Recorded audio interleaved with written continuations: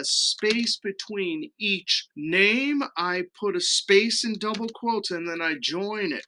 So we are joining 5 different things. So we have 4 ampersands. Control Enter, double click and send it down. So that'll work in the old days. Not only that, but concatenate is an older function. This new function, concat, is supposed to replace it. But I want to remind us something about concatenate. Now notice concat comes up first. The screen tip says concatenates a list or range of text strings.